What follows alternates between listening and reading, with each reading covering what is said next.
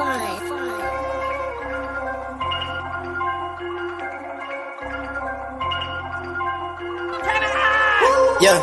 look, tell me what's the vibes, what's the mood? Yeah, I just hit up Mikey for the juice. Yeah, ain't no capping, I'ma tell the truth. I've been winning for so long, it's hard to lose. Yeah, deal, be my source, Christian like Dior. Yeah, I can't stop.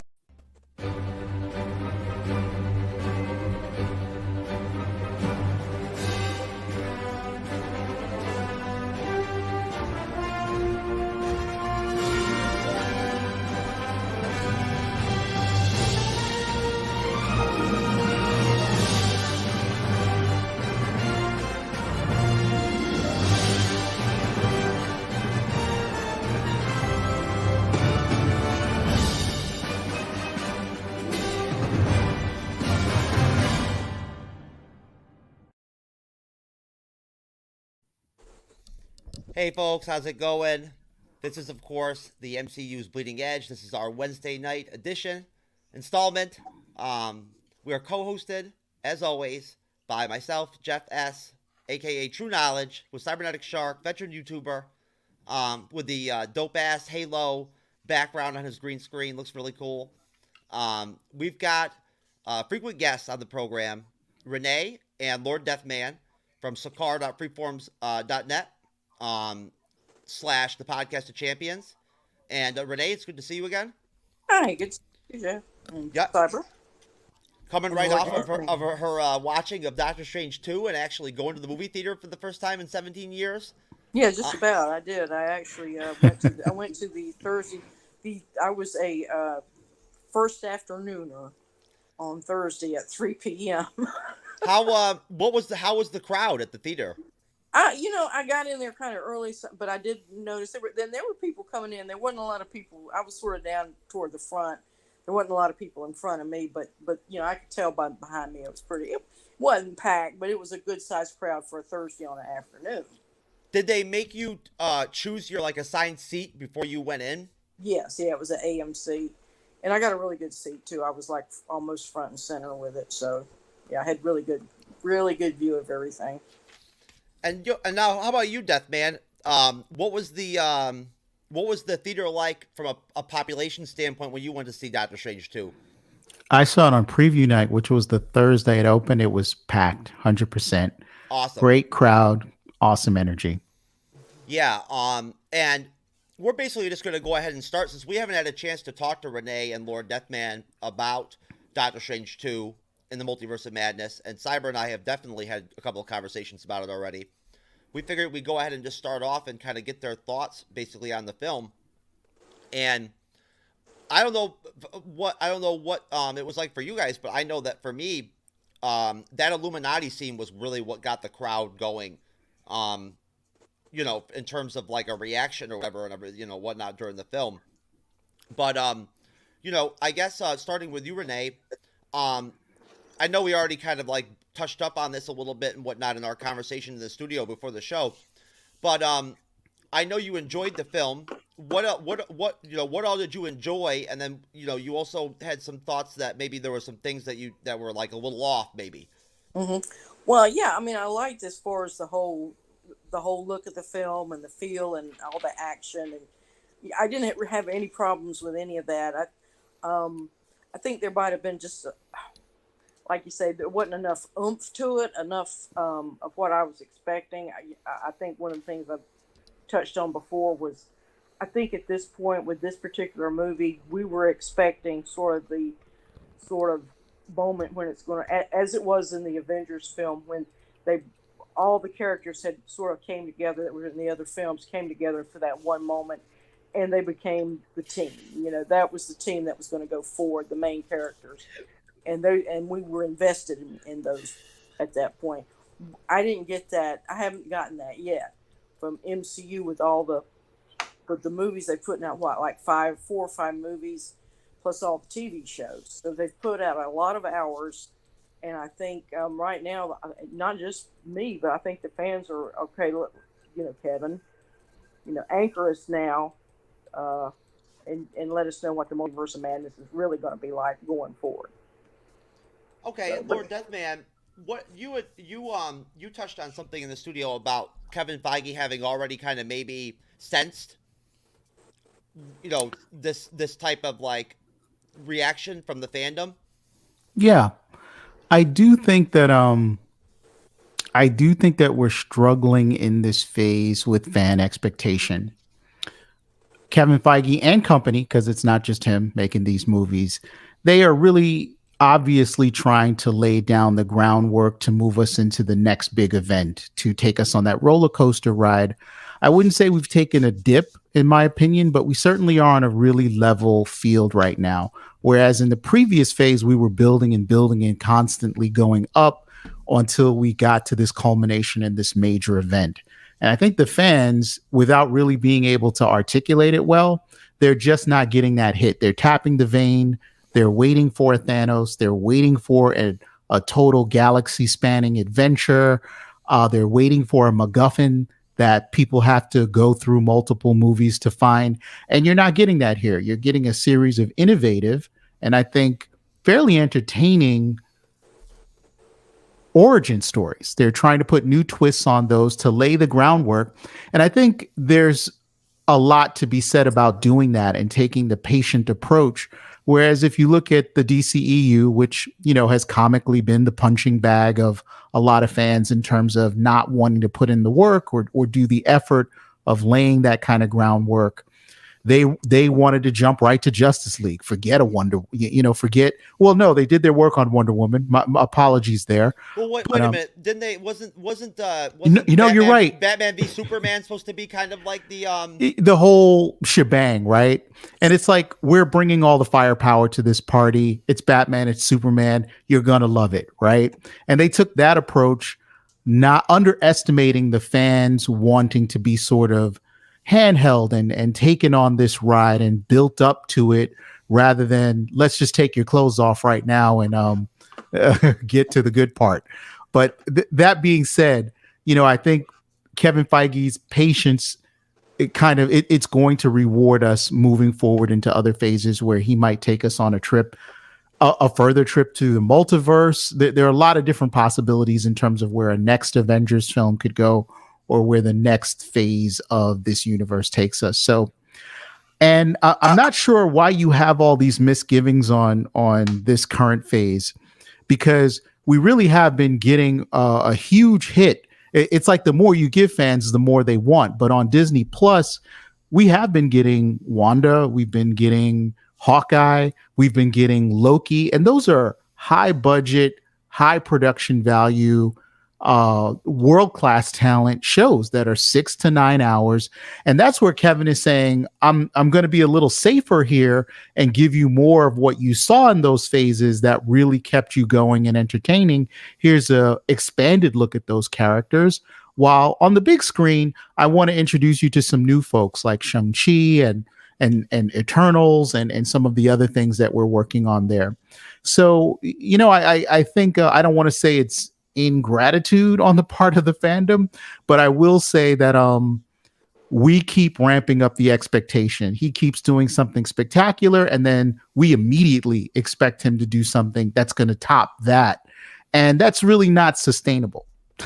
it just isn't, Well, Cyber, let me ask you: does Doctor Strange 2 at all bring this conversation? Does it bring it to you also? I mean, do you feel at all like maybe the Disney Plus series are lacking like that interconnectivity that we all got so used to throughout phase 1 and through 4 in the Marvel Cinematic Universe? Because that's kind of what we were talking about in studio before we started the show, was that lack of interconnectivity, possibly, from release to release not being there maybe. Do you feel like, like there is that loss right now of that, and maybe the Disney Plus, series, may have something to do with it, possibly? I mean, honestly, how it's working out, I feel there's a little bit of a disconnect, because there are a lot of people that are, they're pointing out things that aren't connecting properly. And I think this is a whole new strategy that the MCU is using to kind of alter its course of how they were doing things prior, because they're trying to reinvent themselves. Because think about it, you start out with Iron Man in 2008, you end with Endgame in 2019. That 23 movie span there was such a hit. It was such a thing. You can't really top that. So you have to go in a direction that's going to completely alter that so that you can top that without topping it. And I think that's what Kevin Feige is doing, and why Disney is really pushing these MCU shows, is so that they can basically, instead of doing a 2-hour film, they decide to do a 6-hour long miniseries to explain a person's origins or to introduce new characters, so that they're already established, so that when they pop up or are mentioned in future MCU films, they are already, basically concrete. They're already that lineage, as you want to call it, whatever you. I forget what the term exactly. I can't think of the word right now. But at the same time, I don't think it's completely harming that original vibe that they had going. I think it's more of a new creative way that they're trying to improve it and to expand on it. And I mean, definitely, I do agree that there are things in certain shows that they've done that aren't 100% connected to what we already know in the MCU, but I feel as time goes on, those things will connect, and I feel the MCU is very conclusive to that, because I feel there's been plenty of the films in the original 23 run of the Infinity Saga where there weren't things explained, but then they explained them in another film. So I think that's just kind of a running thing with Marvel and how they do things. But overall, I don't think it's really disconnecting too bad. Okay. So Well, if I just go ahead, Renee. Little follow up on that. One of the things, though, I think is the expansion. There's so many characters and so many different stories going. We don't know which way they're going. That it's becoming, I think, unwieldy, and they're I've already forgotten.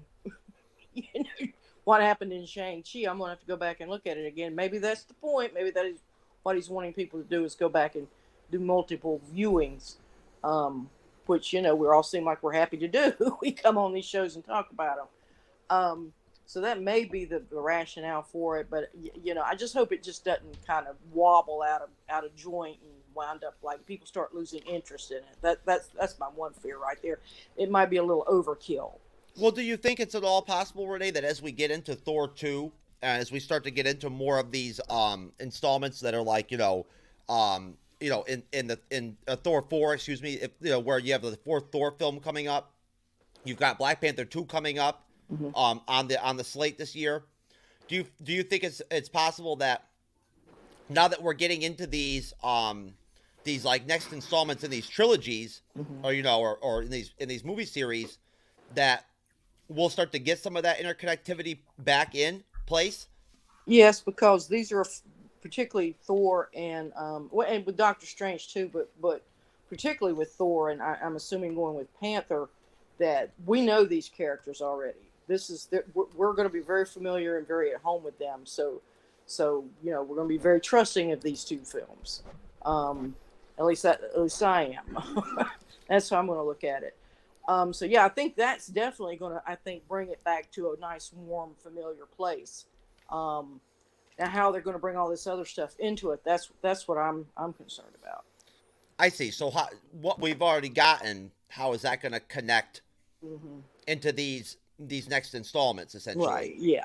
I'm wanting to see, what do the Eternals have to do with it? They've already had this big complication with the whatever that character was that was going to blow the Earth up, and then they've got this thing that's setting out in the Indian Ocean somewhere that's like 5 Statue of Liberties and at the end of the Planet of the Apes, hulking out there. So I mean, they've already had this come in, which like what's that got to do with anything with the multiverse? I want to find out what their role is going to be.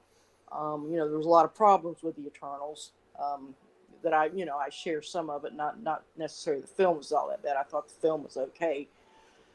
Yeah, so that's just my concerns about it, just going forward. I'm going to put, be a little bit more trustful of what's going on, and what Lord Deathman said makes good sense. So I'm going to follow his lead on that and just be more patient. So basically, yeah, you're just you're looking for like a shining light where like where it's explained to us exactly what this culmination is building up to. Yes, exactly. I want the set down denouncement of of what's happening now, and give me some more meat and potatoes and less of the candy and the frills and all the fun stuff. I want the main course. Okay, Mm. Lord Deathman. Well, I mean, it took 20 films before they decided to Yeah. give us that. So The main course could still be a ways off. And I do think it will be worth the wait. I Oh mean, no, the Avengers was a main course. Remember, those were four separate dinners. Those were four separate dinners. or courses in one meal. I think we are going to find out what they're building up to. I think Kang is going to play a big part in it, and I do think if there are any kinds of team ups, that it's probably going to revolve around trying to address that particular villain and some overarching plan that he has to conquer reality. But talking about, and this is an interesting conversation, just kind of doing a health check or a report card on the MCU in terms of where the fans are. I think the diehards are still trusting in this universe, and I think that the MCU still has a strategic advantage over other shared universes. And I was just reading about this in one of the trades, but the fact that you can have a Doctor Strange movie, which then features the Scarlet Witch, you're not going to really get that in a credible way in somebody else's franchise, and that continues to just be a draw. And I'm sure it is overwhelmingly what got people in the seats for Multiverse of Madness.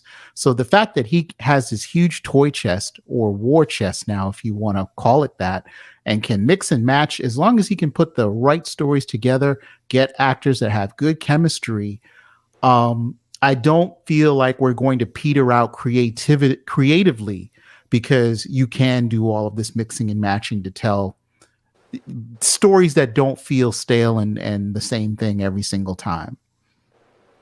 Yeah, and Cyber, you tell me. When you look at like the fact that we got the Black Widow solo film with the timing that we did with it, right? And I know that a lot of people really felt like that movie should have happened years ago, before it actually came out. That was a big complaint, right, from a lot of fans, was like the timing was off with the movie, right? yep. And that took away from it. We got the Hawkeye Disney Plus series, right, with Kate Bishop and everything and whatnot, sort of wrapping up Hawkeye's, I guess, arc in the Marvel Cinematic Universe. We'll see, right, how that ends up playing out. But do you feel like there was also kind of not a complication, but just a situation where, with Kevin Feige and all the other folks, with Marvel Studios, they also had these mixed pieces to work with still, that where they had to flush out the arcs of these characters and things like that still in the Marvel Cinematic Universe, while at the same time starting to try to build up again, right? Yeah. So do you feel like that also maybe kind of like throws things off a little bit? I don't think it throws it off. I don't think it fully throws it off. Like I said earlier, I think it kind of it's how the MCU is evolving.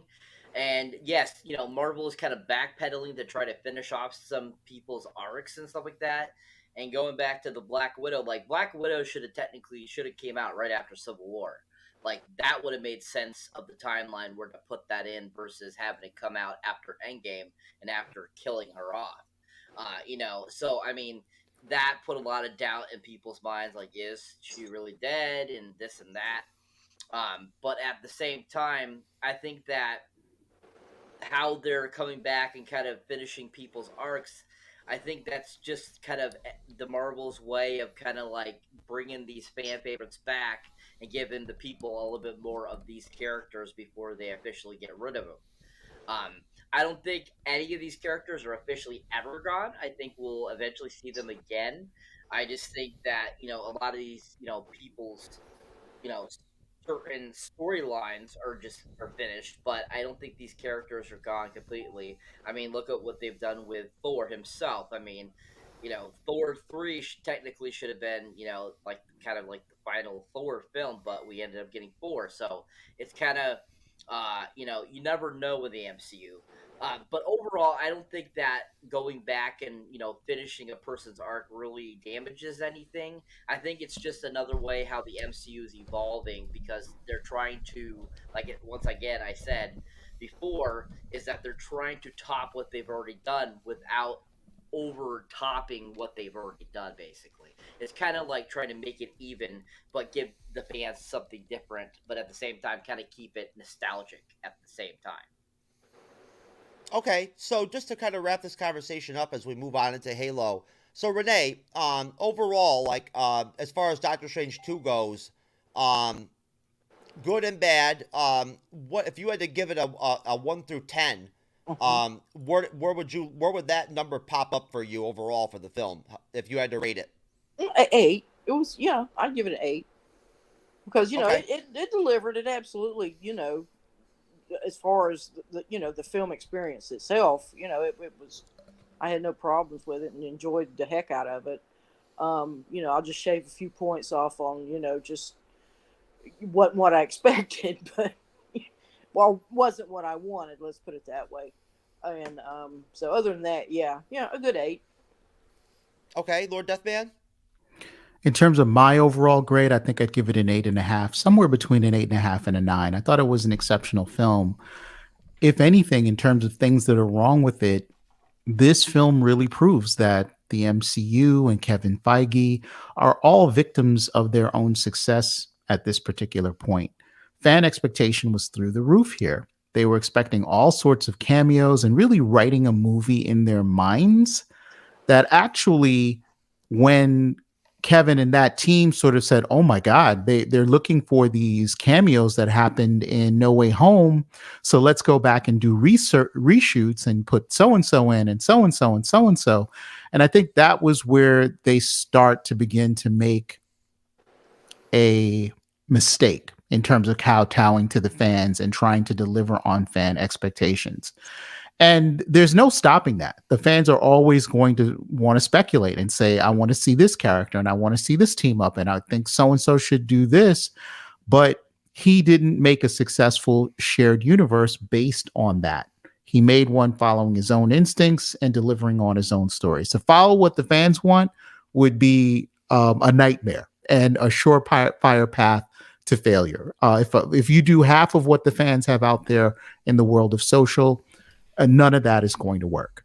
I'm sorry, but the fans are just not professional screenwriters or whatever, So I do think, though, that the movie did suffer in a couple of places, which I'll try to, go through really briefly so we can get to our next segment. It depends on your tolerance for Raimi, how well you're going to like this film. And I do think Raimi is an incredible director. He's got a lot of versatility. He's got a lot of range. One of the things that has always kind of set me a little off in terms of his style is just the use of camp.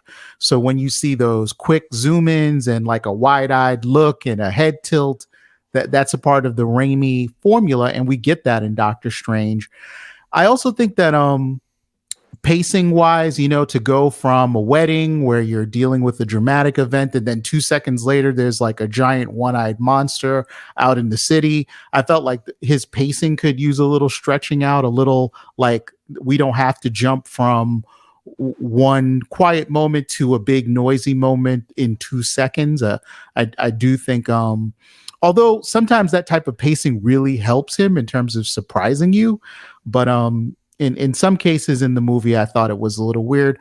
And then I think that we do get a little too much MCU business to deal with in terms of Raimi. So I could see that the MCU business gets inserted there when, you have Doctor Strange meeting Mordo and they're having a discussion about their history in our universe and what their relationship is like in this universe. And I'm like, we know all that stuff, right? Like we saw Doctor Strange 1. So there's really no reason for these characters to be having this kind of exposition dump about Mordo. So I thought that MCU business at times managed to get in the way of just, you know, letting the story move in an organic way without these weird exposition dumps. But on the good side, I thought it had intense action. I thought it had Raimi's signature creativity. Once you get to that third act, it really, you're signed on fully for this movie. He delivers on an incredibly action-packed third act for the film that I thought was extremely entertaining. Um, so overall, yeah, I would say an 8.5. The only thing I do wish that this film had was, and I've said this in the past, I do think that the first Doctor Strange film held a little bit more wonder and novelty, because Benedict Cumberbatch does this really amazing job of taking you on the journey of someone who is cynical, someone who's arrogant, someone who is closed-minded, to someone who goes through this expansive journey, and not just visually, although that's great too, but as a part of his being. You know, you could feel the character open up, and that was a wonderful journey to see in the first movie. But in this second movie, he kind of has to share his development with Wanda, because where Wanda and him are on these parallel paths in terms of their journey. So I do feel like Doctor Strange got undercut just a little bit, but there is development to point at for the character in his own movie, and I think rightfully so. But overall, the fans really do have to start letting go of their expectations and start going into these things with the attitude that they're going to be surprised, that they're going to deliver on some wonder, that you're going to see something amazing that you didn't write in your own head 15 minutes before getting to the theater. Well, hey, we got Charlize Theron in the end credit scene too, so that was cool. Yeah, a genuine surprise, right? Like every other cameo was out there a year ahead of the film. And you know, it's getting harder to surprise people because everybody's so dogged about the leaks. And honestly, if there's a number one killer out there, Jeff, you know, it's going to be speculation. It's going to be spoiler culture. It's really going to be. And so I'm putting that out there as a part of my prophecy. The third and final nail in our coffin is just going to be oversaturation in the market. DC hasn't gone away. We're going to get a ton of their films starting, you know, later this year and on into next year. And people are going to be clogging up the marketplace with superhero films, and that's a recipe for fatigue in my book. Yeah, I agree with you. Cyber, what would your score be? What would your 1 through 10 be of Doctor Strange 2, and and explain that? I give it a 7. And the reason I give it a 7 is because of how much film footage they cut from the film.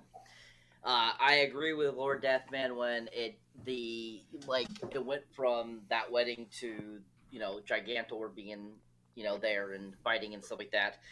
There was a lot of scenes of the film that you could tell there was more to it and that it wasn't fully realized. Raimi himself said that he cut 40 minutes of the film after the reshoots were done. So I think all that footage that was cut, I think would have made the film better and made it more understandable, and it would have been better for the MCU. That's my only complaint with the film. Other than that, I thought it was visually beautiful, and I thought that Benedict, you know, Elizabeth Olsen, Wong, all of them were really good and fun, and gave us a fun film. I like Sam Raimi as a director. I like a lot of his films, but I don't think he was right for this film. I wish Scott Derrickson had stayed on and did this film. I think it would have been a little better because the first one I think is still very far superior. Okay, that's a good point. Did you want to say something, Lord Deathman? No, other than to agree with Cyber in that I know it seems like this was a naturally good pairing, Raimi and the material. You've got some zombies, you've got magic, you've got horror, and who else but Sam Raimi? And when you say this, people think you're knocking Sam Raimi, but I'm not. I'm just saying maybe there was another choice for this movie that could have kept it a little bit more focused. To me, it's really apparent in the middle of the film when you see the Illuminati that there were reshoots there. you know, some of the cutting and the editing, and it's like somebody was like, yeah, we need more cameos in here, get them in there, right?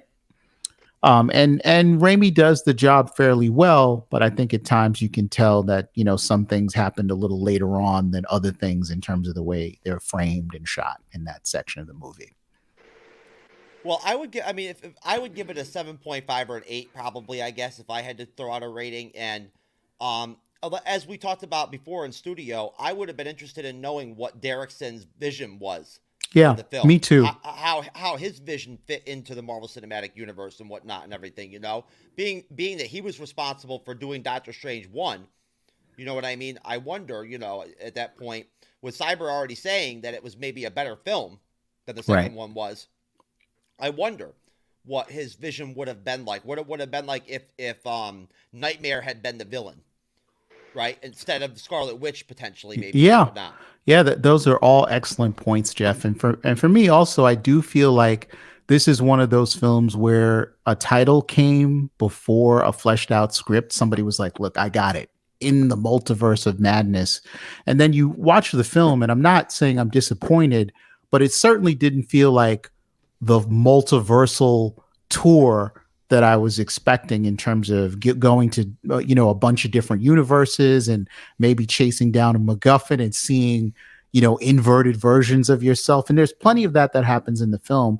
But somehow, though, I feel like a lot of that aspect of the concept got undercut by let's have as many cameos as we can, et cetera, et cetera. So I don't feel like we fully got that multiversal. I don't know if you guys ever saw that that show Sliders, where every episode they slid from one universe to the next. I was expecting like a season of Sliders as the multiverse of madness, and I don't think I quite got that. You spend a couple of seconds in different multiverses, and then when you finally land in one, there's something as arbitrary and silly as, oh, they don't cross the light, they don't go on green, they go on red. I'm like, I don't know.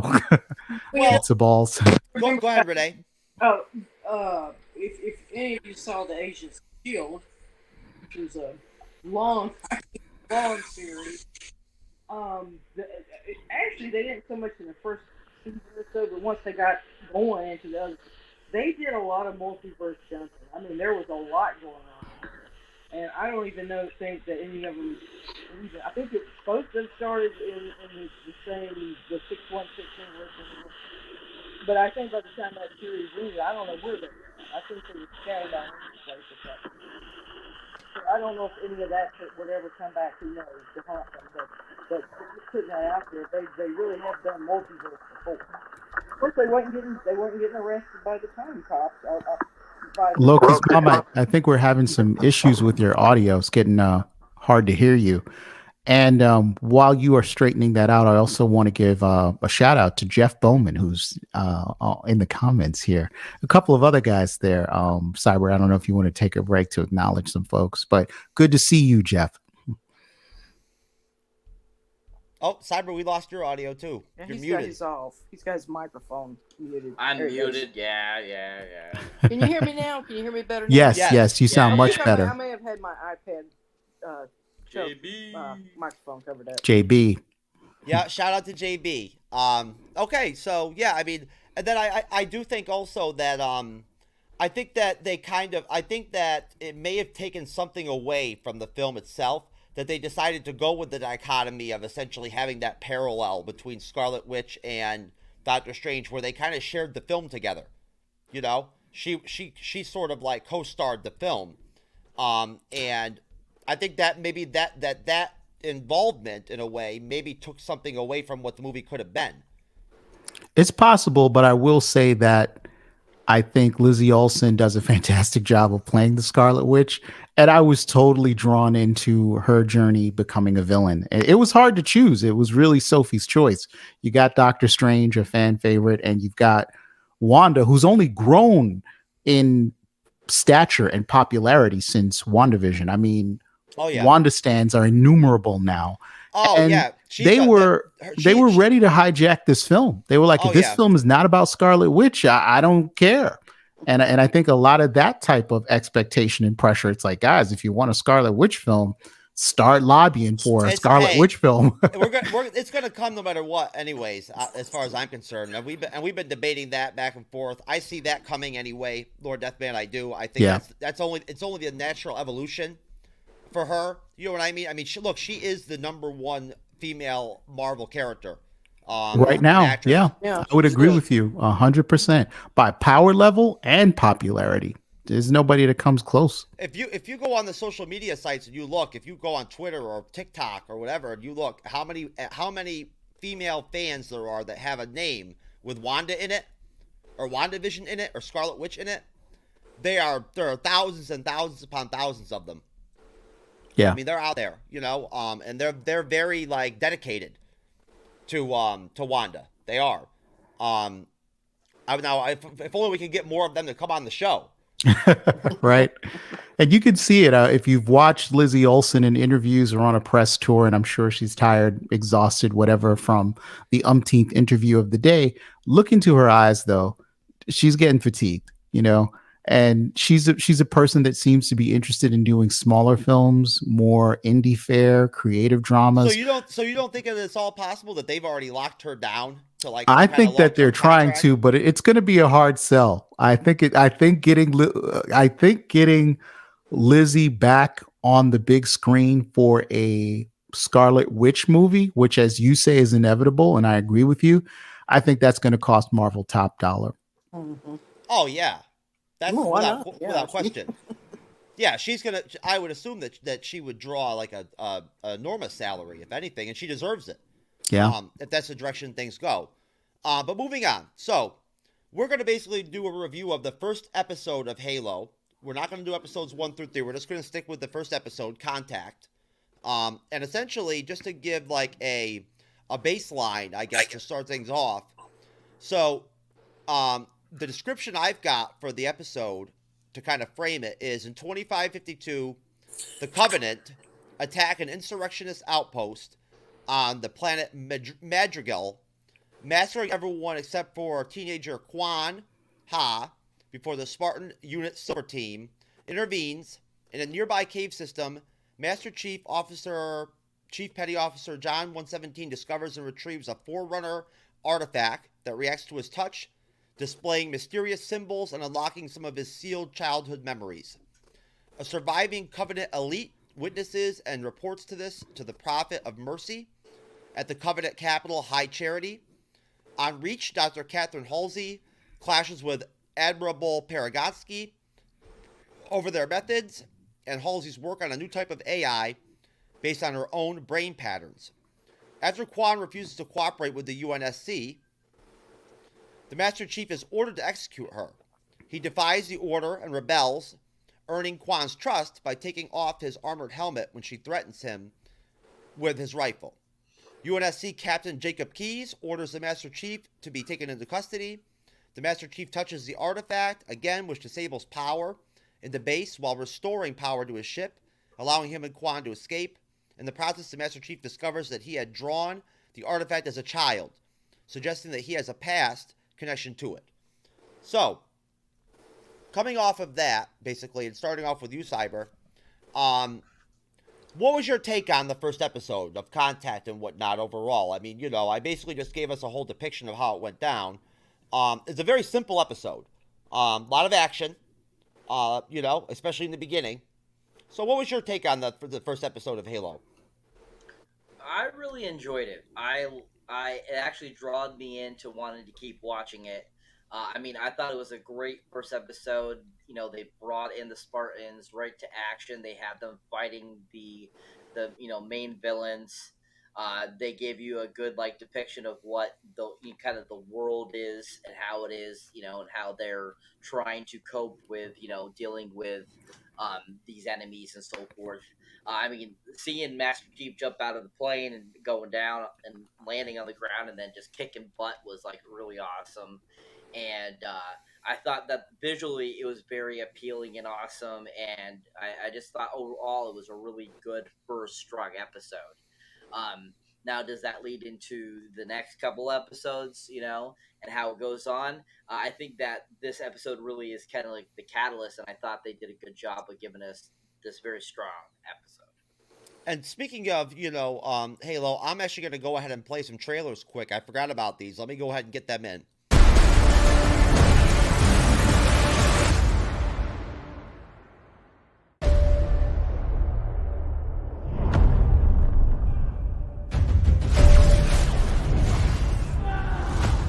You. Humanity's best weapon. Master Chief, huh? The Master Chief was enhanced and trained for one purpose: to win this war. He and the other Spartans are our only effective weapons against the Covenant. He is lethal, upgradable, and most importantly, controllable. Covenant forces appear to be excavating some kind of object. When I touched the object, I felt something. I felt different. What they did to us makes you numb. And you just decided to help me. Why would a Spartan do that? What does one do with a superhuman you're not sure you can trust? Hello, Master Chief. I'm Cortana.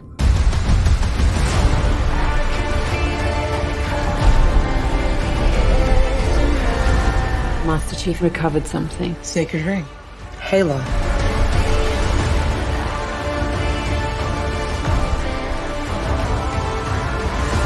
Humans surrender to the Covenant. Cortana, I'm gonna need you now.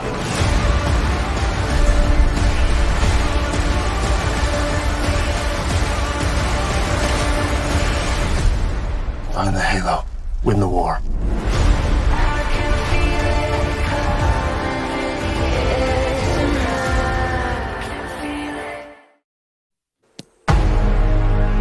Silver team, on me.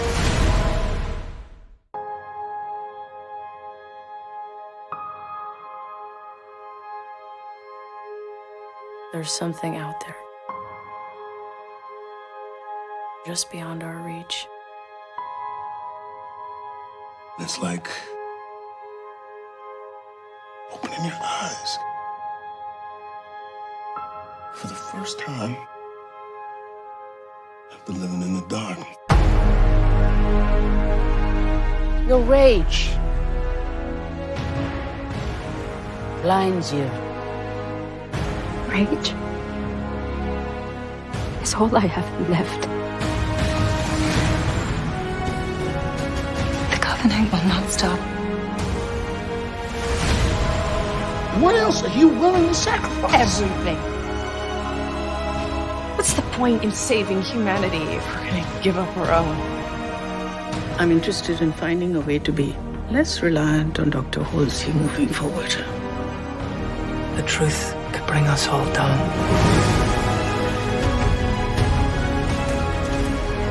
There is something within us. Something sacred. Something worth protecting.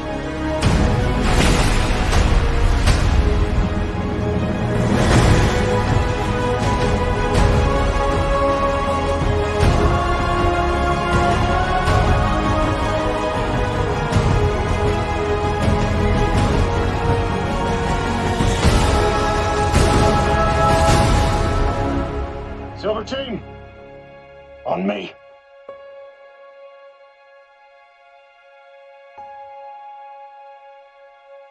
We're all we have now. It's just us.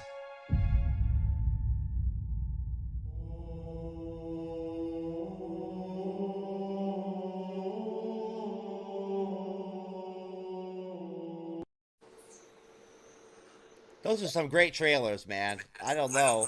Aren't I they? don't know what you guys think, but yeah, Lord Deathman, what do you think? I mean, those are some great trailers, aren't they? Yeah, that's solid promotional material. Certainly got me excited to see the show. Yeah. Renee, did you feel like those trailers really kind of, did they connect at all to the first episode?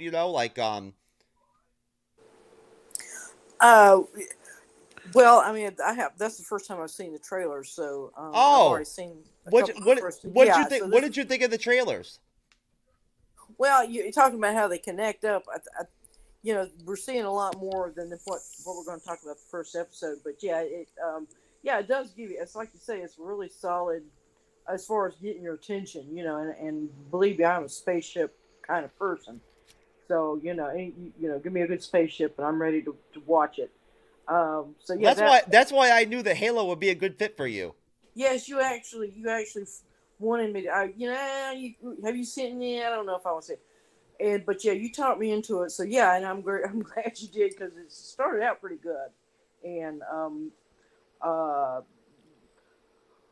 uh, the one little issue I had with it was with that first episode, and because I think this is based on a video game. I think that's Yes. the origins of it. I did A see. very popular video game. Yes. Now remember I'm an older person here and I played Pac-Man and stuff like that way on back when. But once you get into these involved world building, please, I'm okay with it. Y'all have fun.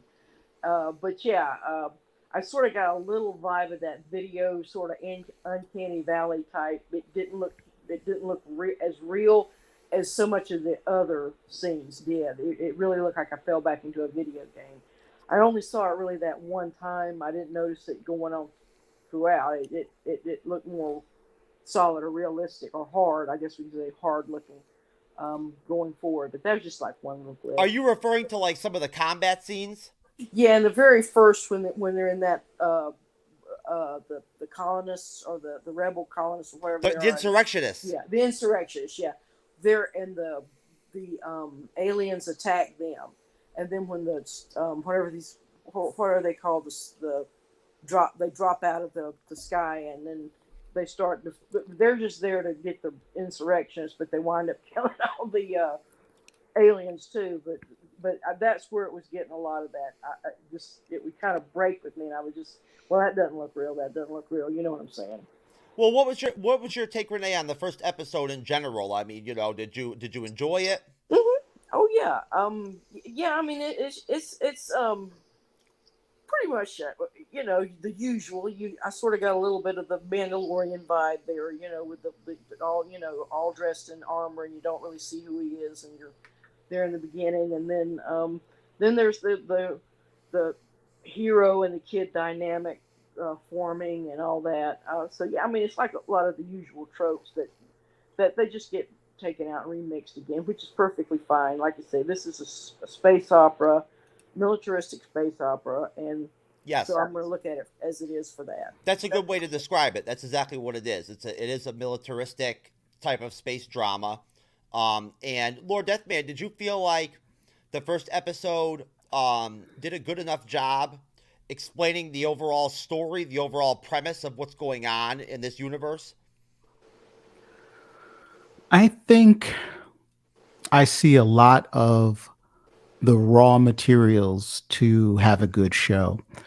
But unfortunately, as a longtime player of Halo games and a longtime player of even the predecessor of Halo, Marathon, which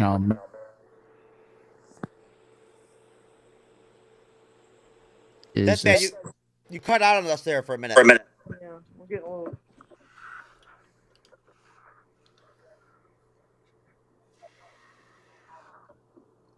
Are you there, Deathman? Okay. Well, why am I echoing? Well, I don't know. Well, either way. Yeah, I don't know. Deathman, you there? He'll come back. So, Cyber, going back to what I was saying to Lord Deathman, did you feel like the first episode did a good job of flushing out the overarching Stark or premise of what Halo's about? Or do you feel like they're just assuming people are going to automatically understand what's going on? I mean, honestly, I feel like they did a decent job of giving kind of a brief premise of what was going on with the show. It wasn't completely 100%, fully realized, but it was the very first episode, so you can't expect it to really, be that flushed out that quickly because I don't think it always works out as well. So I definitely think that they did a, like a partial job of kind of giving you kind of a little bit of the story. Um, and overall, I thought they did a good job with that. I wasn't lost or confused with how they did it. Okay.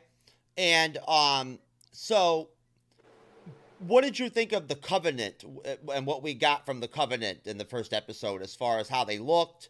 Those were the brutes, I believe, or like no, those were the elites, if I remember correctly. That's what they're called, the elites. Those soldiers, those Covenant soldiers that attacked Madrigal.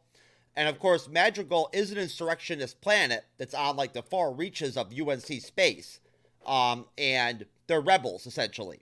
They're rebelling against UNC control or UNC law. What did you think of like what they gave us for the Covenant as far as how they looked? It was pretty comic book accurate. I thought they did a good job. I mean, I thought they looked just like they did in the games. I'm not too familiar with the comics about Halo, but I am very familiar with the games, and I thought they looked just like the characters in the game. I thought they were really cool looking. I liked how they made them so much more, bigger and like fatter, and I like how they had them kind of be introduced and kind of shown that, yeah, the Covenant is a serious threat and that they can like take you out with no problems and stuff like that. So I thought they did a good job with them. I thought they looked really good, and I thought they looked badass. And Lord Deathman is coming back. He's having some technical difficulties. He just hit me up on Skype and said that he's working his issues out and he's coming back. So, now, Renee, so you understand, Renee, that like essentially, as I explained with the initial synopsis that I read, that essentially the UNC forces, like their military and the Spartans, which are a part of it, are fighting against this Covenant, right? As well as the insurrectionists, and that's the war essentially, is like the Covenant versus the UNSC. What did you think of the enemy as it is, like in the first episode? What did you feel like that was a little bit like video gamey as well? Oh, when we saw the Covenant, the aliens, yes, the aliens, guys with the crooked neck. That looked fine. I didn't have a problem with that. It was just that, like I said, it was just that one scene. If y'all go back and look at it, you'll kind of see what I'm talking about. But anyway, going for it. As far as how the aliens, I liked it. Now remember, I haven't seen it. This is all new to me, so I'm taking it just first as it comes to me. I don't have any expectations. So yeah, I liked how the Covenant is set up. I like the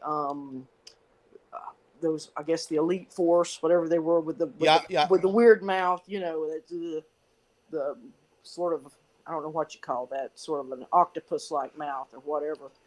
And there was like that one scene where I think John is in there, he's taking down the Keystone. Excuse me. And there's another elite, he's sort of hiding in the background, and he runs and jumps in the spaceship and takes off. And so I'm interested, if once they get into the story, that we will learn to see these aliens that look hideous to us, that they actually are people. They're people. They have souls, they have minds, they have wants and dreams just like everybody else. And they're not necessarily these one-dimensional bad. No, there's a parallel there. There is. Right. There's a parallel there where these alien races that form the Covenant, because that's what the Covenant is. It's like an allied force of like different alien races that come together. There are parallels there where they have families and children, and and dreams and cares and feelings and stuff like that. Right. And whatnot. That's what I'm interested in. If that type of dynamic plays out through this series, I think that's what would make it very interesting for me. While I always like the spaceships and the blasters and everything that goes off, I enjoy that. I also want to see the characterizations, Well, I think that's where the artifacts come into play. Okay. And Cyber, I'll ask you, What did you think of that whole concept of the first episode, Contact? Them, John discovering the Keystone and discovering that artifact that obviously the Covenant was trying to like mine or find on Madrigal, and him having his memories restored to some extent in a way by touching it. You know what I mean? Now we've all watched farther into the episode than the first episode, so we have, but. From the context of the first episode, what did you think of like the importance of the artifact? I thought that was a clever way of drawing you into as well, to get you into the series, because that stone that is a really big plot point in most of the Halo games. And so the fact that they brought that right in, and that, Master Chief automatically has touched it, and it's now affected him, and kind of what is bringing him out of his kind of like his mental clarity, basically, kind of unmind washing him, brainwashing him. I think that was really clever and really cool, and I really enjoyed it, and I thought it made it very interesting, and also just gave us a lot of great kind of like more story to research and to see what they bring into the series. And they're just giving us like bits and pieces as far as like, the actual background of the Spartans, as far as how they were trained. The fact that like those of us who know the video game stories know that Dr. Halsey, of course, was responsible. Her and Captain Keyes, a younger Captain Keyes, were the ones that originally abducted the children that would then become the Spartans. And of course, I forget the guy who trains them on Reach or whatever and whatnot when they're kids. There's that one officer, the black guy there, that trains them when they're kids. But basically, as you move on like throughout, the Halo story, essentially, Renee, basically, I really kind of actually enjoy your take on Halo, because you don't have that background with the video games. You don't have that knowledge already there of what the whole story sort of is. So I like the fact that you're coming into the series very much like eyes wide open, and like figuring out as it goes. And I feel like that brings like a really good barometer as far as explaining like, like your take of like the first episode, right? Because again, you're seeing this stuff for the first time, and trying to kind of develop and figure out in your own mind like what the over-encompassing story is. Right. Well, and you can probably assume that most people that are going to be watching this series are not going to be familiar with Halo. No. Or at least half.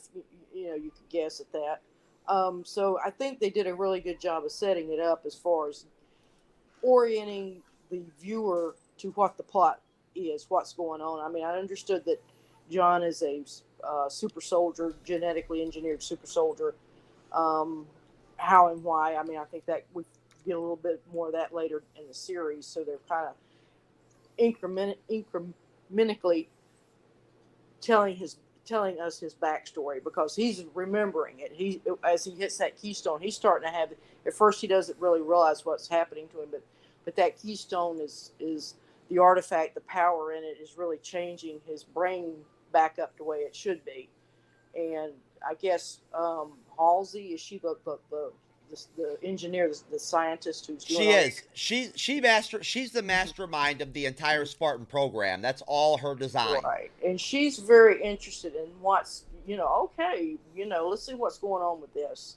So she's looking at it from a purely scientific standpoint, what she can develop out of this new technology, whatever it is that John's brought back.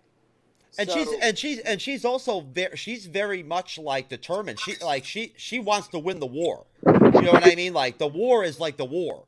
Like this, there is this war brewing between that, the UNSC and the Covenant, and the insurrectionists are almost kind of like whatever to them at this point. The Covenant is the real danger, and she wants to win the war. And she sees the Spartans as the key to doing so. And so I guess basically, what did you think, Cyber, of how John or Master Chief's? What did you think of how his sort of like personal story developed throughout the episode to where he then ended up actually deciding to like turn his back to the UNSC and rebel and take off and sort of kind of follow his instincts with after having touched the keystone and experienced his own memories and everything and whatnot. What did you think of his evolution, throughout the episode? Just like with everything in the episode, it was a great kind of, evolvingness in the episode. Him going all of a sudden from being this top shot in charge guy to basically giving up everything that he knows because of this cube or this artifact. I think it's an interesting kind of evolution or just change in him.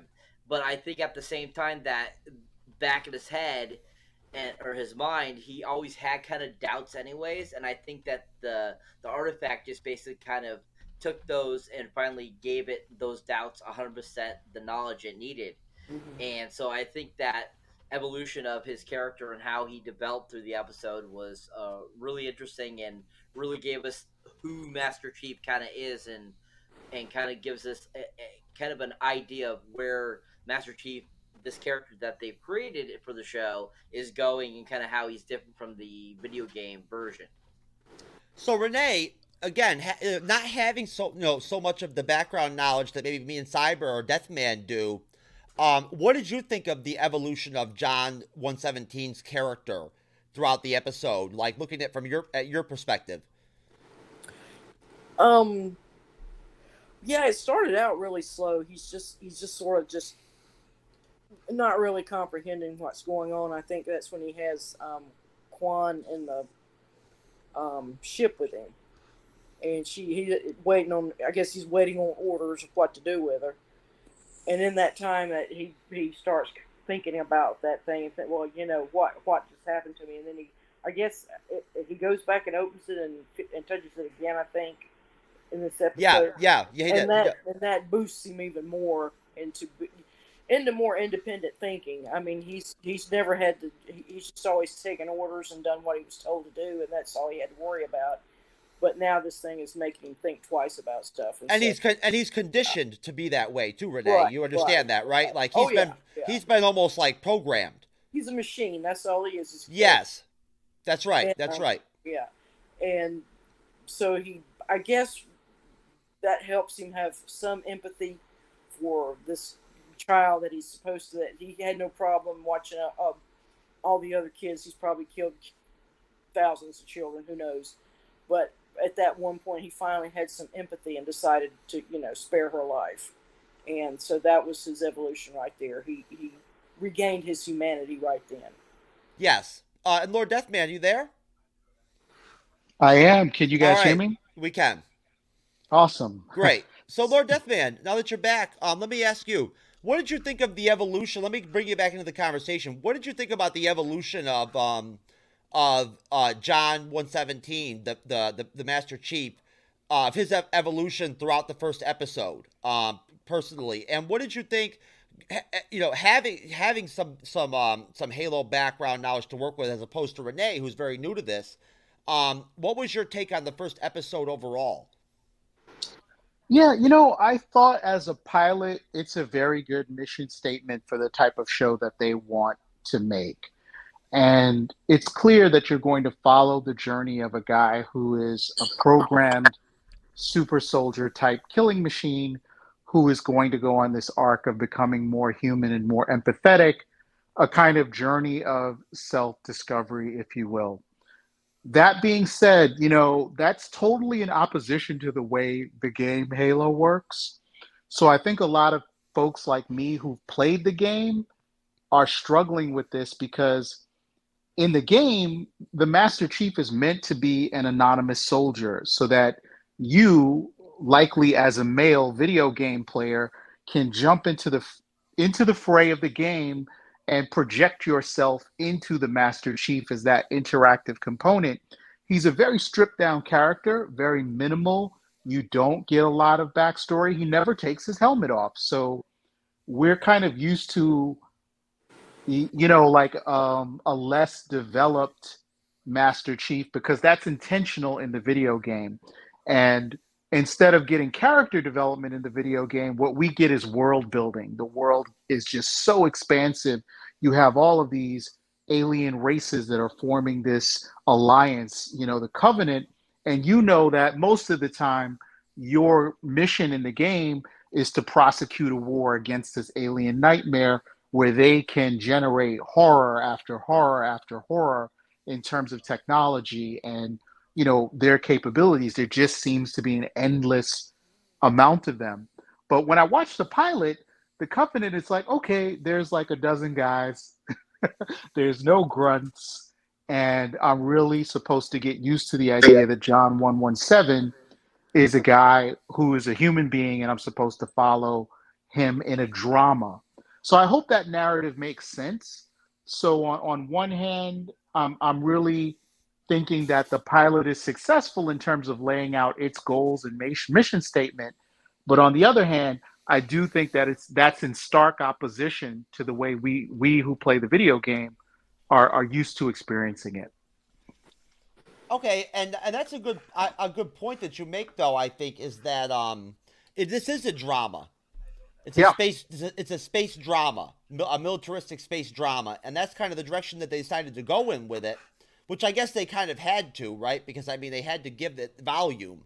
So it's television. It's like a movie. You need character development. You need to feel like you can connect with these people. But how good are they doing with the drama? Now that I've seen it in the pilot episode, unfortunately, I can't give them high marks. The actress who plays Kwan is certainly acting her heart out in this pilot, but she strikes me as extremely annoying and just kind of entitled. The bratty kind of sidekick that's like, oh, I gotta save. And when you see, not to do spoilers for the people who are out there in the audience, but once you get further along in the journey of the Halo series, I have to say, in a mini spoiler, that's not going to change. So get used to it. And it's like, I got to save my people, But, I don't think they're handling the drama that they're setting out in their mission statement very well. What is this show about? And that's the question you have to ask yourself when you watch Halo. Is this a military drama? Is it a drama about a soldier who is on a journey of self-discovery? Is it a drama about a teenager who is a part of this colony that's trying to, in rebellion from Earth, and she's on a mission to save her own people? Is it a, special effects driven, some weirdo aliens are going to come out of nowhere? The Covenant really don't get a lot of play in this pilot. You don't really understand their mission. They exchange a little bit of dialogue, but this is not the Sang Healy and the Ungoi that we're used to from the games, who are these really weird and intimidating forces to be reckoned with. This pilot was all over the place for me, dramatically, and that's why I don't think it was as successful as it could have been, and I think that's why it might not have connected with people who play the game and have experience with it. But I do think that this show has found a new audience in people like Loki's mom, who could give a crap about the game and are just now watching this as a sci-fi drama without any strings attached. Well, yeah, that's something that we already brushed on, is the fact that Renee brings a really interesting perspective to this show, because she doesn't have the video game background with Halo. So for her, she's kind of she's seeing this, from a different perspective, as far as the world building and the development and everything and whatnot. And I feel like you make a couple of good points there, Lord Deathman, as far as maybe the fact that, for one thing, you're right. In the first episode, they did not do a very good job of fleshing out the Covenant and what they're about, right? And their side of the war and everything and whatnot. They didn't really delve into the war all that much, really. So I guess the last couple of my questions I would have basically for episode 1 would just be, start with you, Cyber. I know we've already gone ahead to episode 1. We have. We've watched farther than that, but do you feel like do you agree with Lord Deathman? Like maybe the first episode was a little convoluted, or like they could have done a better job explaining some things maybe in the episode? I mean, honestly, I don't expect them to do that in the first episode. The first episode is kind of to introduce what the show is going to be about. It's to give you kind of a brief synopsis of what to expect and to kind of get you enticed to want to watch the show. So I don't feel the same way as Lord Deathman on that. But at the same time, I get where he's coming from with them not giving much into the Covenant and stuff like that. I definitely see that. I definitely agree that the one character there, the sidekick, she's kind of on the borderline, kind of annoying. Yeah. Character. And again, sorry to interrupt you, Cyber. I do think that actress is doing a fantastic job with the material she's been given, but she is totally being written kind of as this bratty, annoying sort of character, and I think that's going to get more systemic as the series goes along. But please continue. Yeah, I agree there. Even when she first popped up on the screen, I was kind of like, I don't think I'm going to care too much for this character. But as soon as Master Chief popped up, I was pulled in. Like I was like, wow, they did a good job CGI wise, making him have a look at that. And but yeah, overall, I think that in any first episode, we're not going to get all what we're looking for. That's just not how they do it, because they want you to come back for more and want more. So yeah, I agree that to some point, to some extent, yes, they could have explained some things a little more, but it's not something I look for when I'm watching a first episode. Okay, and then go ahead, Lord Deathman. I just want to respond to Cyber's very intelligent and elegant sort of explanation for why the pilot feels so clipped. But I do think I'm going to challenge you there, Cyber, and just kind of say that this pilot really lacked focus, and that this could have really been a straight down the line military drama about Master Chief and the artifact and the two sides of this war. I don't think that there really was a huge benefit to injecting Madrigal and their struggle to break away from Earth and her teaming up with Master Chief. I think that the pilot really needed more focus, and we could have seen a character like Quan and that side story kind of come a little further along in the series.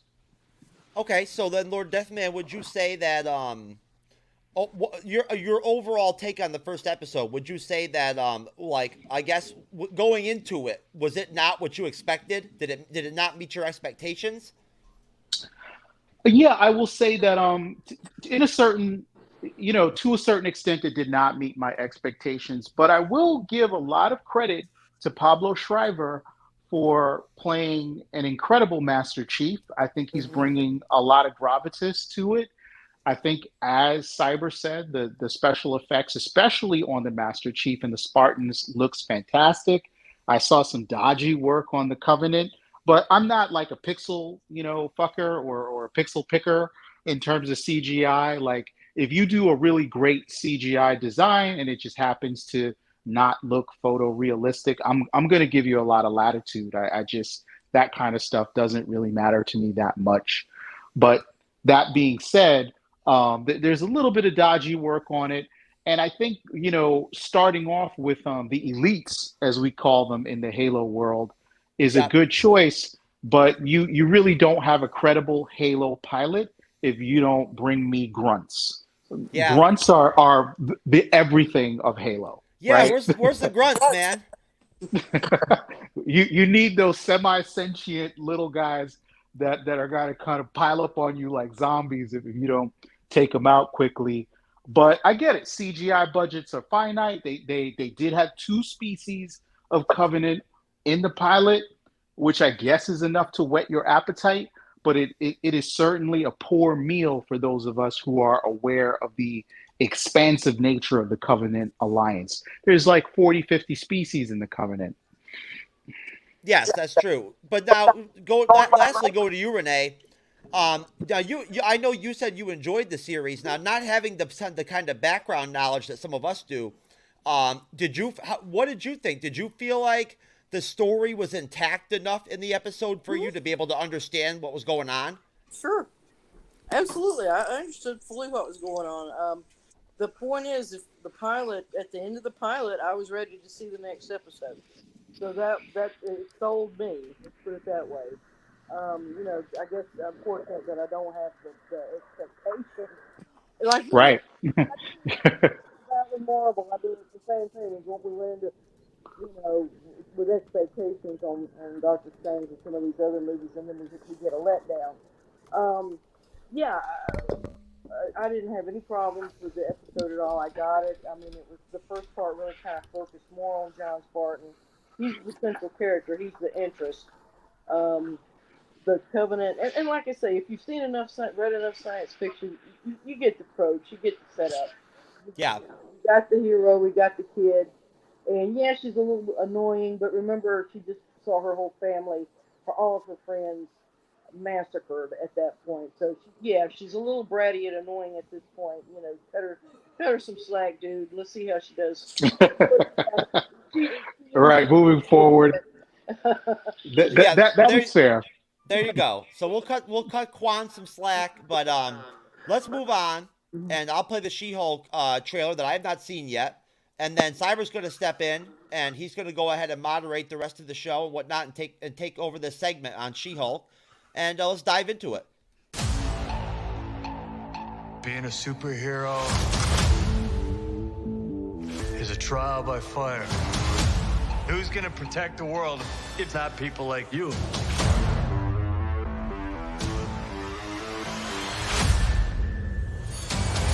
I'm Jennifer Walters. I'm a lawyer. I have great friends. Can we get some shots, please? It's an emergency. A demanding job. We just started a superhuman law division, and I want you to be the face of it. And a frustrating family. Cause you didn't ask for this, but you still gotta deal with it. Your transformations are triggered by anger and fear. Those are like the baseline of any woman just existing. Oh. Bruce, kind of feels like if I don't transform, I'm gonna die. Yes. No. I just want to be a normal, anonymous lawyer. Can you tell us where She-Hulk is? Jen, you're a story now. Girl, your ass looks crazy right now. You could be an Avenger. Oh, I'm not a superhero. That is for billionaires and narcissists and adult orphans for some reason.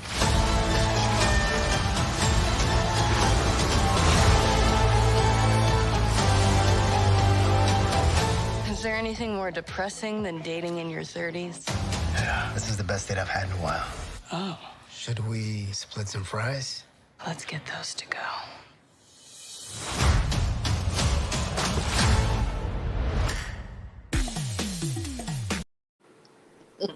I like that. That was interesting. Oh my God. Nice twist. All right, guys. So let's start off. All right. So one of the biggest complaints I've seen and read now for this trailer is the CGI look of She-Hulk. So I want to go around and ask each one of you what your thoughts are on that at first. So starting with you, Renee, what did you think of how the CGI looked on the She-Hulk herself?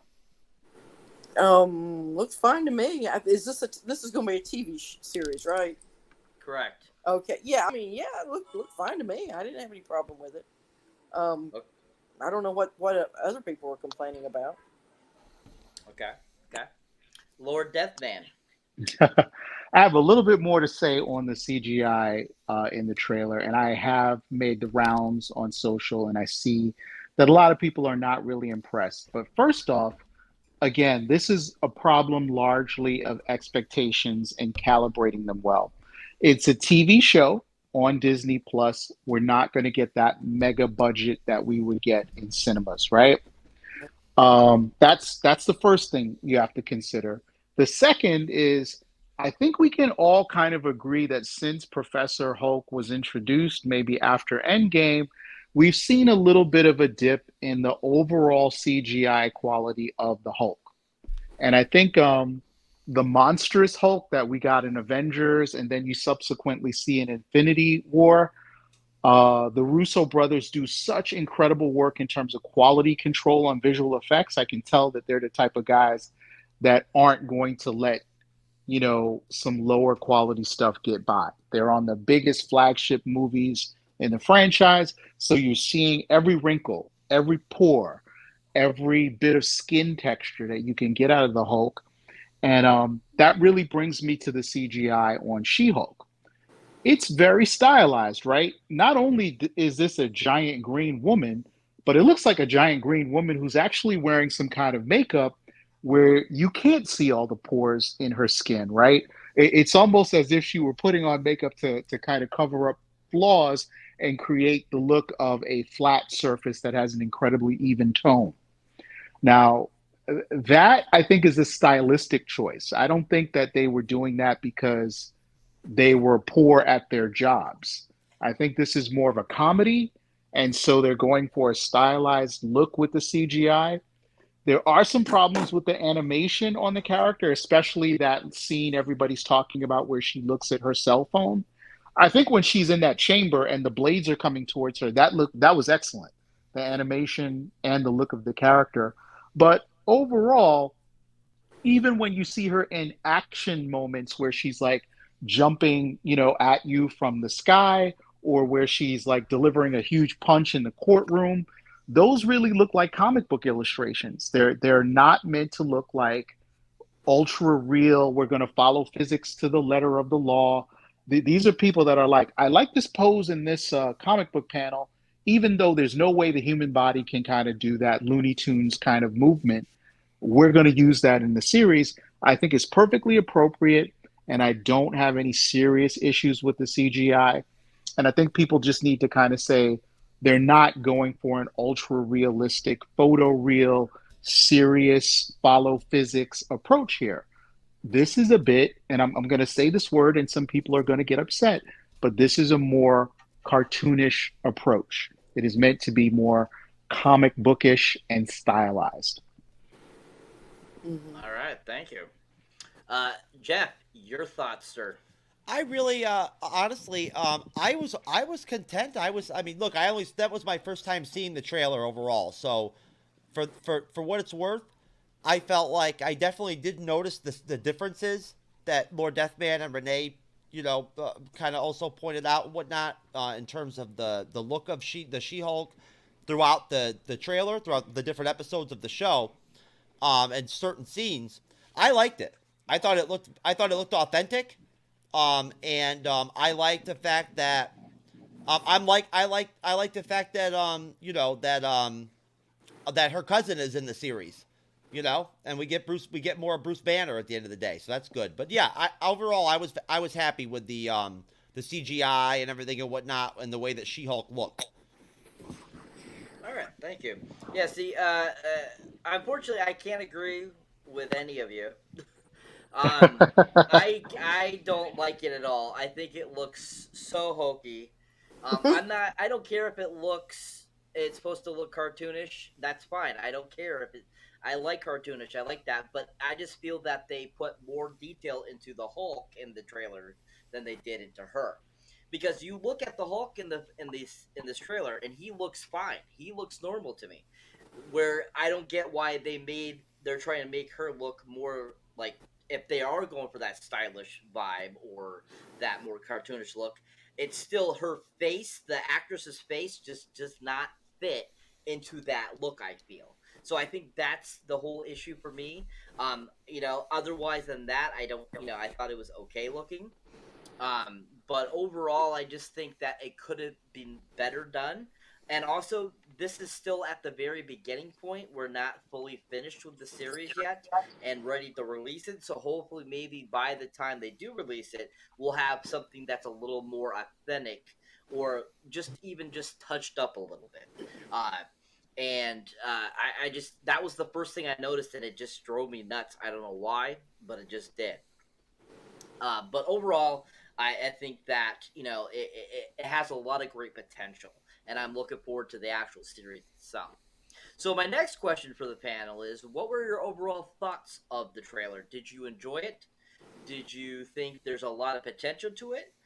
And did you like seeing kind of the different characters that we haven't seen in a while as well in the trailer? Starting with you, Lord Deathman. I enjoyed the trailer a lot more than I thought I was. When they announced She-Hulk, I'm very familiar with the character. I bought the comic books for a while. And for those of you who don't know, she actually is a fairly comedic character in the comic books. She's a character that before even Deadpool was sort of breaking the fourth wall and talking to the audience, She-Hulk was doing that in her comic books. And I think a lot of people have forgotten that in terms of comic book collectors. She's always been self-referential and kind of meta as a character. And I think she was created with the knowledge that whenever you have a female character in comic books, they tend to have zipper malfunctions and, their boobs are flying all over the place. She was really designed as a character to literally be aware of that and play into it in some of the, 80s, 90s run of her comic book. So I'm a little bit more, I want to say, prudish when it comes to sex and comic books. Not that I feel like that should be separate, but it's like that's not the first thing that comes to mind when I go to see a comic book movie. I'm not really interested in who's going to be knocking boots with who.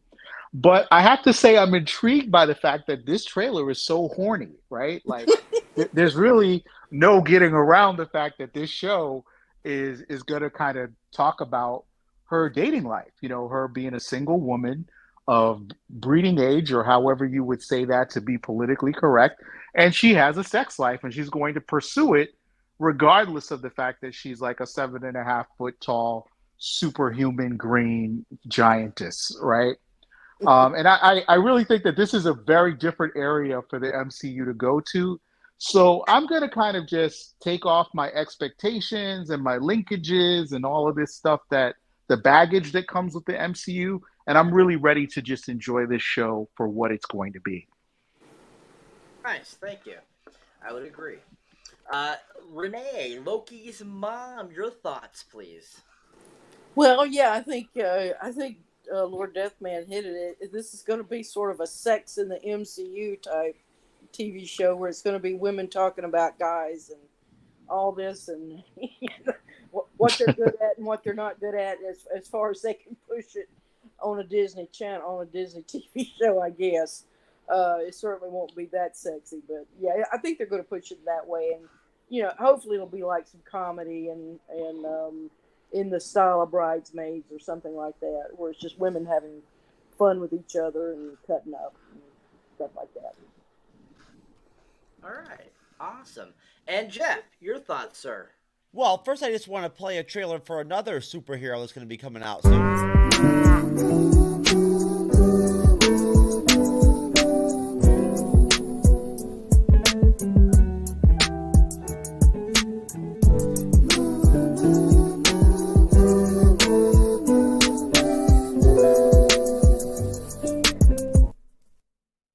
Yeah, bitch, I'm a cow. Bitch, I'm a cow.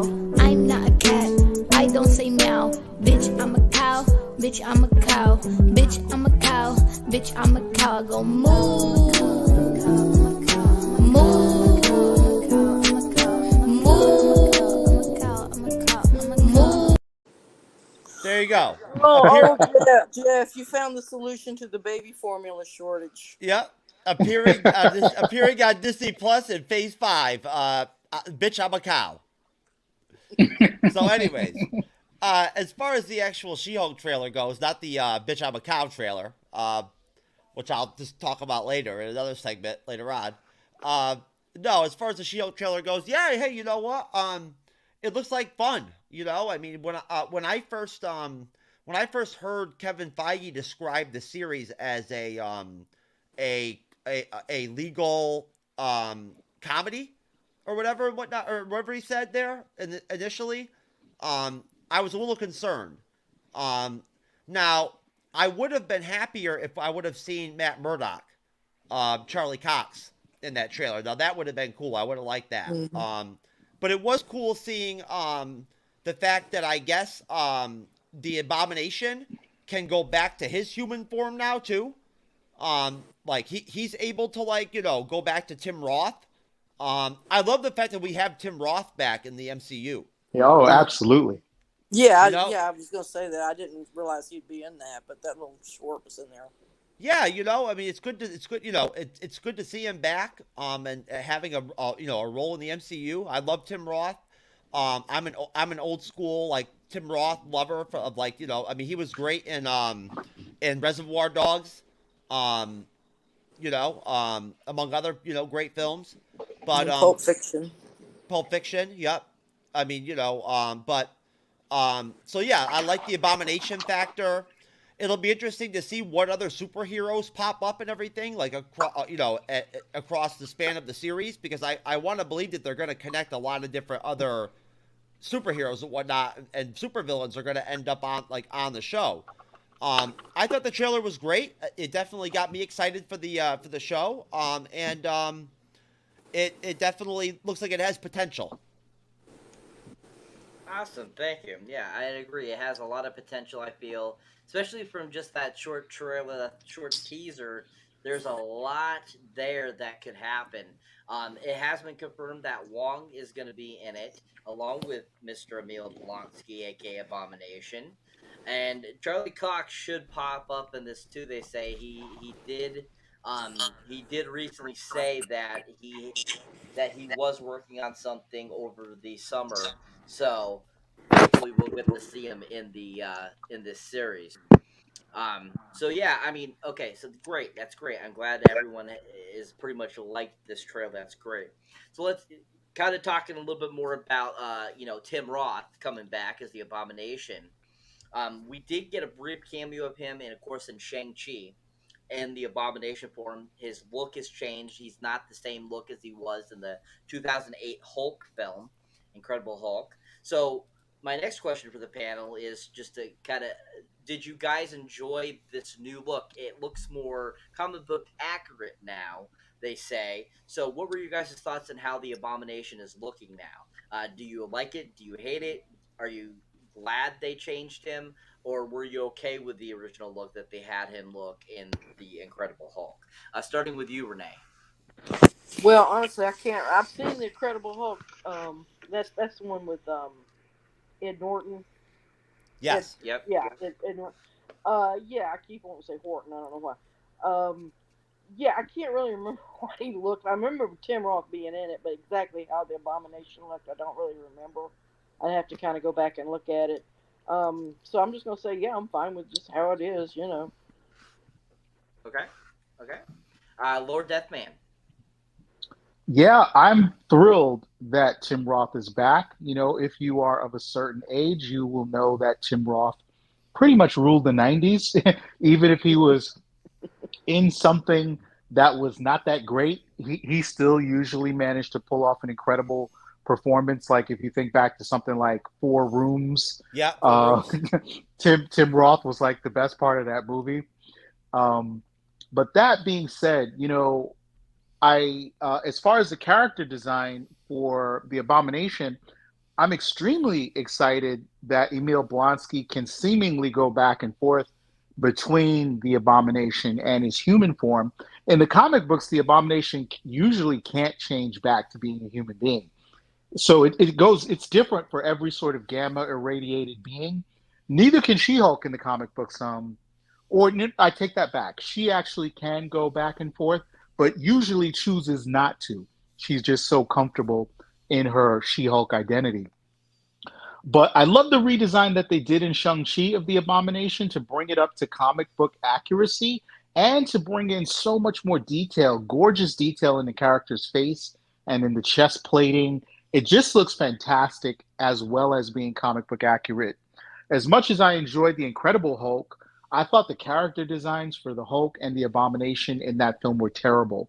The Abomination just looks like this featureless brown muscle blob that has no detail or nothing in the character is like the design is just blah. I just didn't like it at all.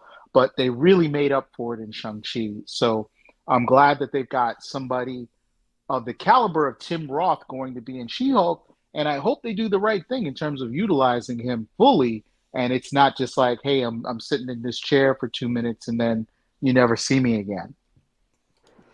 Yeah, most definitely. I think from my understanding, when they were saying that he was going to be in it, that he's going to be a major component in it, and that we are going to see him quite a bit. So I think we're going to get more than just like a scene or two of him. I think we'll get to see more of him because he's kind of a part of what the Hulk is kind of working on now, trying to help people that have their radiation problem, as they want to call it, um, basically help them get back to a human form or to keep it, under control, basically. So I think there's going to be more to that meets the eye. So definitely, Jeff, your thoughts on the Abomination's design, sir? Well, really, just overall, I love the fact that they went back with the more comic book accurate look. I think that's great. It's good to see them connecting to the comics, you know what I mean, and whatnot. The fact that they're doing that is great. And I'm just really interested in looking forward to seeing what the whole deal is with him and Wong. That as far as what we saw in Shang-Chi, I want an explanation for what the hell that was all about, and whatnot, and everything, and why they're working together and all that. So as long as we get that, I'll be happy, and I'm really glad, like I said, that Tim Roth and that the Abomination is a part of this series. I think it's great. I agree, completely agree. Yeah, I'm glad that he's back in this because I loved him in the Incredible Hulk. I thought he was a great villain. I thought he's just a great actor. Like Lord Deathman was saying, he was a huge '90s star. I mean, from Rob Roy to Reservoir Dogs to War Rooms. Yeah. So many great films that he's been in. So I'm glad to see him back in something, and I think he's going to do a great job. So that going on from that, let's talk a little bit about Mr. Hulk himself. So a big thing I've seen on social media too recently, besides the CGI look of She-Hulk, is a lot of people are like going on, how did the Hulk get himself to transform back to being Bruce Banner? And two, why is his arm completely is perfectly normal after what happened in the events of Endgame? So I want to get your guys' thoughts on that. Did you guys notice that? Did you notice in the trailer when he was jumping with She-Hulk that his whole body looks normal again? He does not have any scars. What were your thoughts? Do you guys have any thoughts on why maybe he's back to normal? And how do you think that this is far past when, you know, Endgame has happened? Starting with you, Lord Deathman. Yeah, I had some thoughts about it. I think the fans, as always, are very eagle-eyed about the fact that he was in human form in Shang-Chi and that now he's Professor Hulk again. I think that could be about the timeline in terms of when events are happening. They're going to have to clarify that. But what immediately stood out to me was the arm. And I'm like, okay, his arm is fully healed again. How did that happen? And I'm going to give them the benefit of the doubt. I think it would be a huge miss if they don't say anything about that or don't explain it, even with just a throwaway line about how he was able to kind of regenerate that tissue. We all know the Hulk is a fast healer in the comic books, but it would be nice for him to kind of just sort of, pay at least a little lip service to how he got that straightened out. I'm excited to see the character, but I have to say that I have not been the biggest fan of Professor Hulk, even though that was something I really lobbied hard for Marvel to do. I'm like, we've seen so much monstrous Hulk. Let's see the Hulk that has his Banner intellect, but is also can use the strength as well.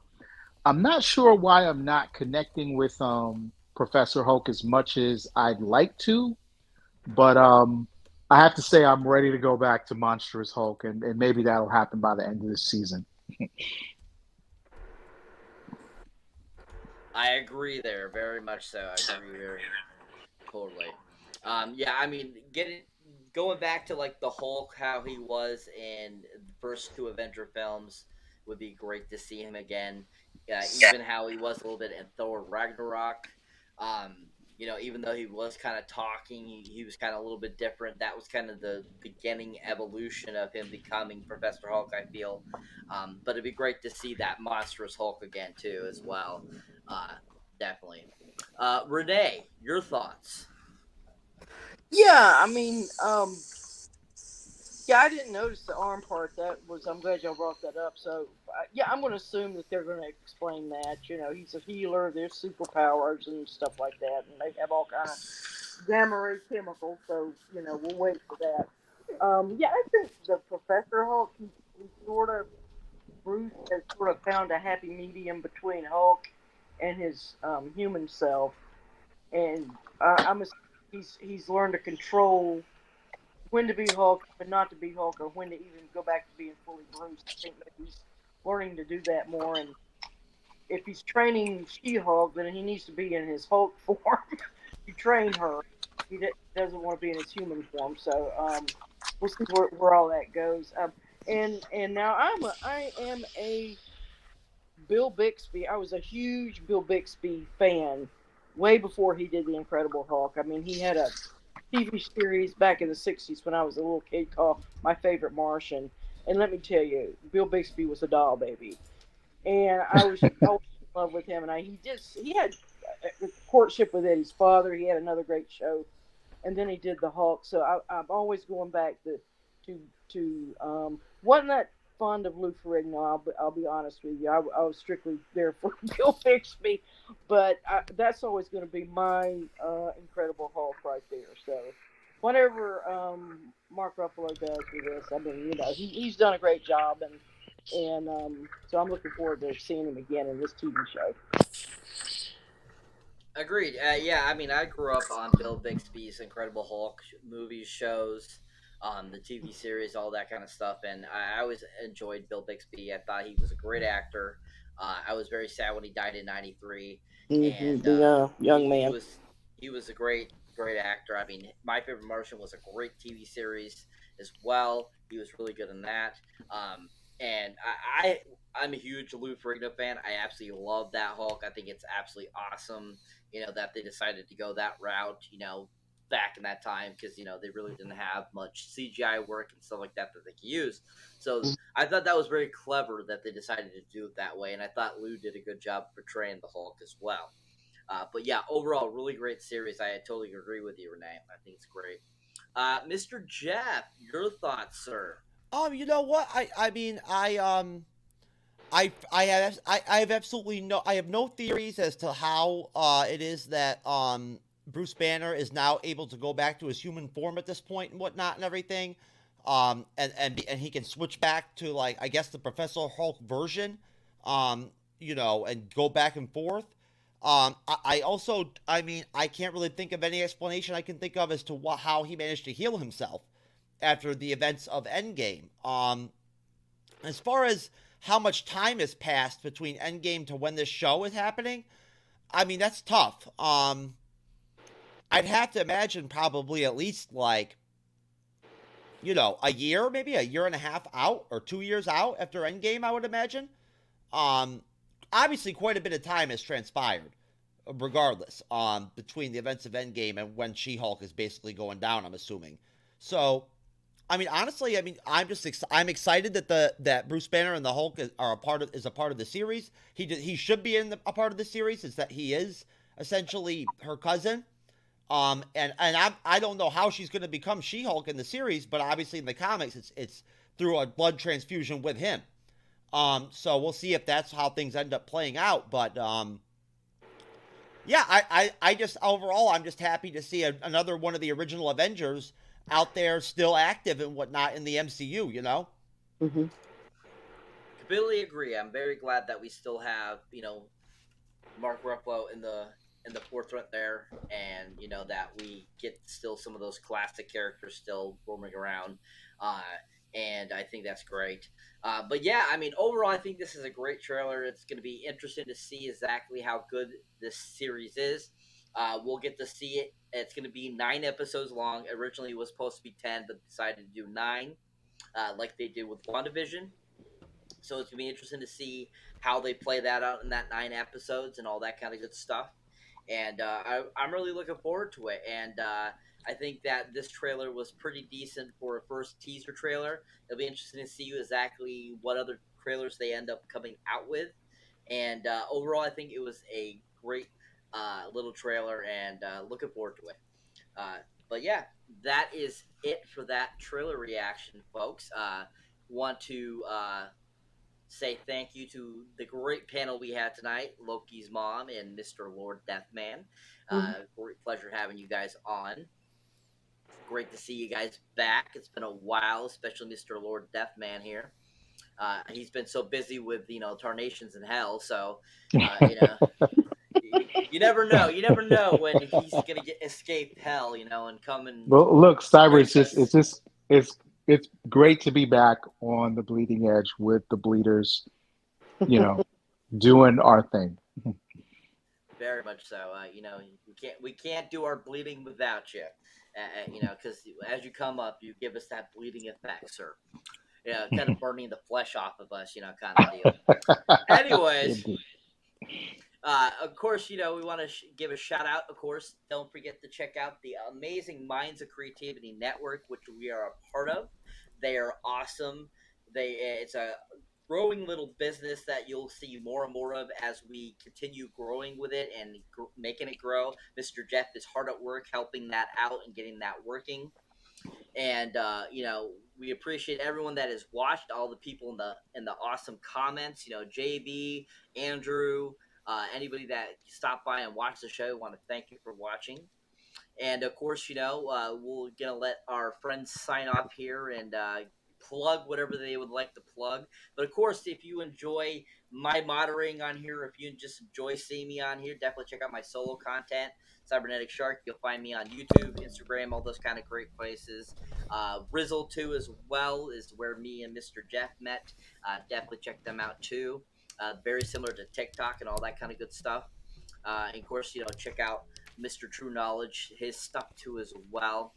Want to give a shout out to, of course, to Sakar, which where 2 of our great panel friends here are from, which is a great little place to go and talk anything you like, all that kind of good stuff.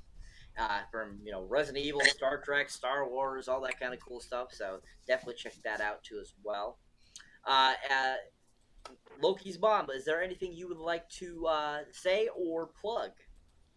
Well, not really plug. I'm over on Sarkar. I'm doing a episode by episode review of a TV show called The Mystic Serpent, which is a gothic romance, Victorian gothic romance. It stars Tom Hiddleston, who is our Loki in the MCU. So that's sort of the connections that I'm putting there in doing it there at Sarkar. And sort of trying to find little bits and pieces of Loki in this new character that Tom's playing, which is totally opposite from Loki. He's the man of the cloth, where Loki is full of chaos. This vicar, he's called Reverend Will Ramson, who is a man of order and morals and high moral standards. Couldn't be different from the character that he's been playing for so long. So that's a lot of fun. Anybody wants to check it out, come on over and look about it. Thank you. Awesome. Mr. Lord Deathman, is there anything you would like to say or a plug, sir? Absolutely. I'm going to keep it short and sweet. First thing I'm going to plug is the MCU's Bleeding Edge. I want to thank you guys for having me on the show. I had a great time, great conversation. Thank you, Cyber. Thank you, Loki's mom. And of course, thank you to the Master of Ceremonies, Mr. Jeff himself. I also want to plug a little website called sakar.freeforums.net. It is a message board. You can jump on, have great conversations about fandom. We're talking about everything over there, so probably don't want to miss out. And you can catch me on YouTube, occasionally moderating a show with the Podcast of Champions. Excellent. Thank you for that. Yeah, definitely, guys. Check out the car, freeforms.net, which is a great place. And definitely just check it out because it's awesome, people. It's awesome. Anyways, and don't forget about my Bleeding Edge reactions. Okay, come check out some of my Bleeding Edge reactions. I've got some really cool video reaction collaborations coming up that I've put together to my favorite bandmate. So please, if you like the MCU's Bleeding Edge, come check out Bleeding Edge reactions. Oh, and Cyber. Awesome. Shout out and thanks to everybody that helped us get to 1,000 subscribers recently. We're really humbled and really proud about that fact. We crossed the line, we're way over it already. And it's all because of people out there and whatnot and everything. I want to shout out to everybody on Facebook. We get a lot of engagement on Facebook and everything and whatnot off of these live stream shows and everything. So sometimes we forget that you're out there.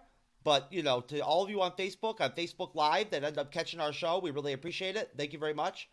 And same thing to our few followers that we do have on Twitch. Shout out to Twitch. Yeah, heck yeah. Is there anything else, Jeff? Would you like to close this out, sir? Yeah, sir, no problem. Yeah, please, hey, you know, look, if you're already on the MCU's Bleeding Edge YouTube channel, as far as I'm concerned, it's not complicated. Just hit subscribe. All right? It's not difficult. It only takes like 2 seconds. You know what I mean? You're there already anyway. You know, and if you want to drop a like for our videos, you know, we do always appreciate that too. Always, you know, feel free to leave a comment, negative or positive, whatever. And we will see you on the next one, folks. Peace out.